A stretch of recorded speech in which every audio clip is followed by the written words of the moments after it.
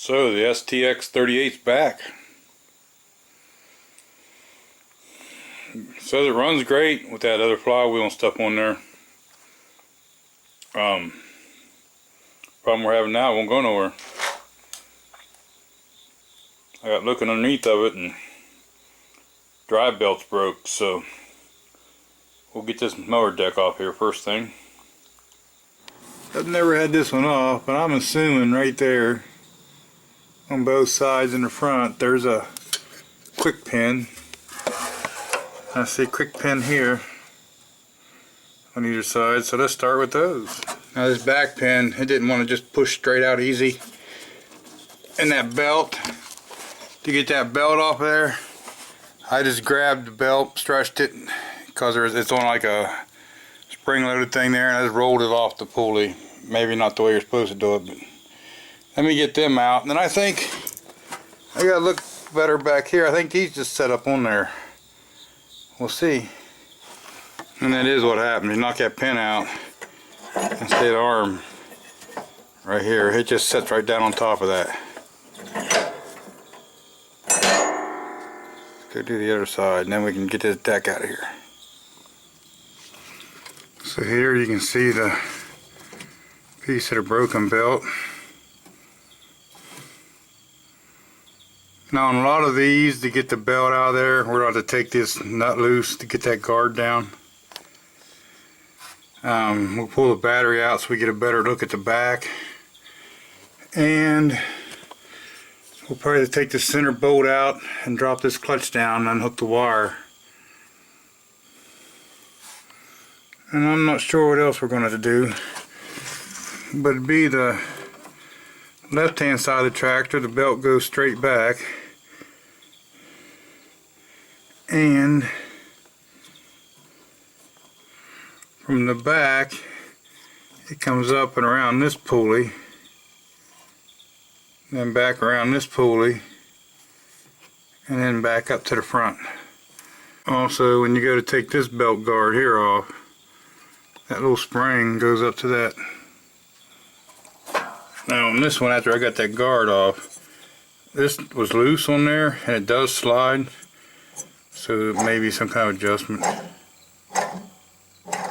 Hear that? You can kind of feel it.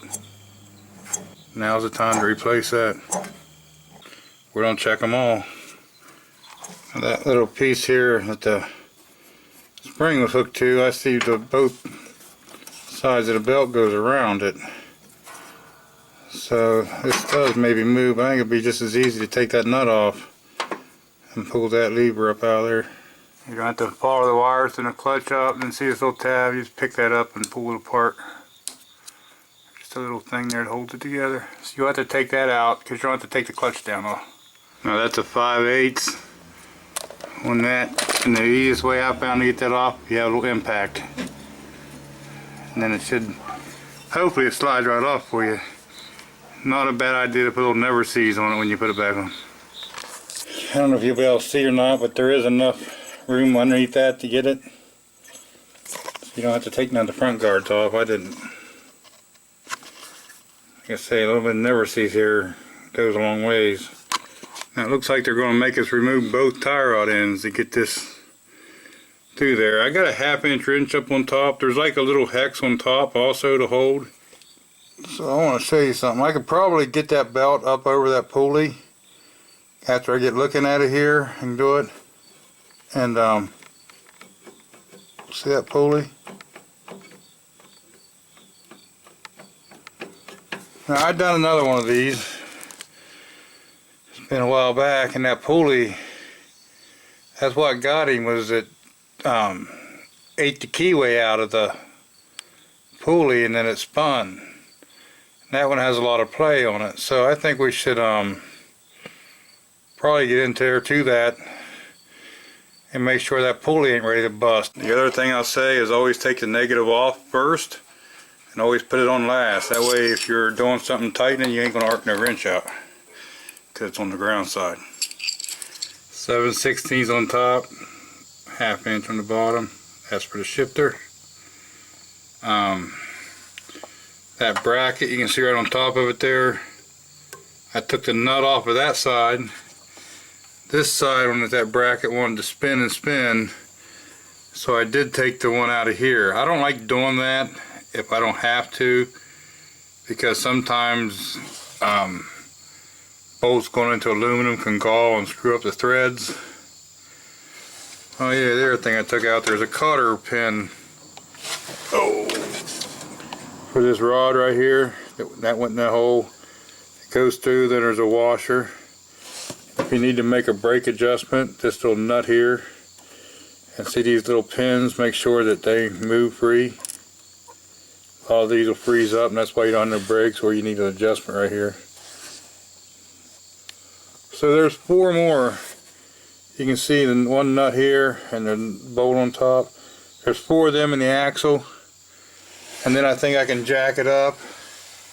And there's this here, or under here. I'm going to try to put some kind of support under it to hold it up in the air. Now I got that setting up on some wood. Like I say, when you jack that up, make sure it doesn't slide. Now you can see right here there's a C-clip on this one. And so we're going to take that C-clip off of there.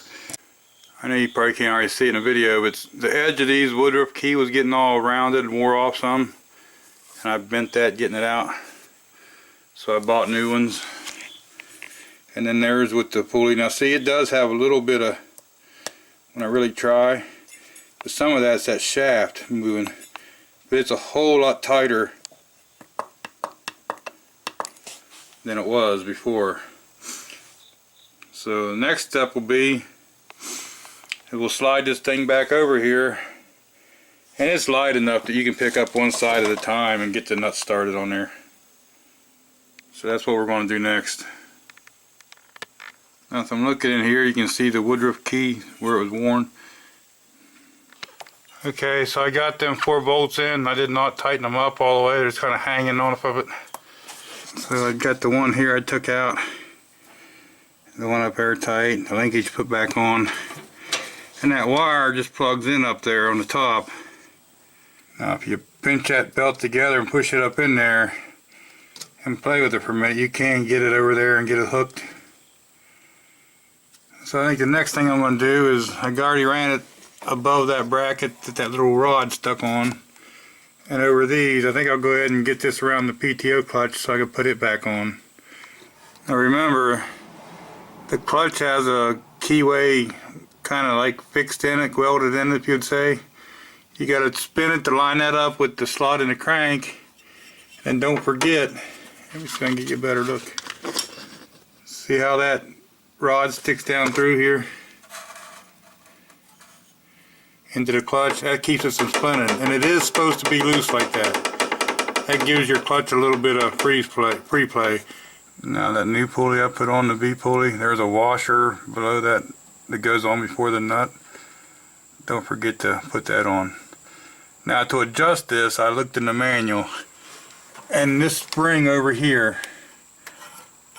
you gotta put some tension on this, you know, tighten it down, let the clutch up, and then you gotta measure how far that spring stretches. On the 2100 serial number models and stuff, it's 1.85 inches is what you got to measure that spring to be. So I'll go do that. So there's one just a little over 1 3/4. We're going to try that and see. Get the belt on. And you just come back here. You got to make sure that spring is in that notch right there. And then you just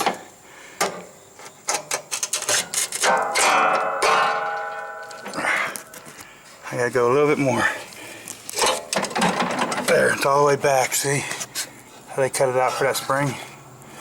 And now your belt has tension. See if it kicks on the mower.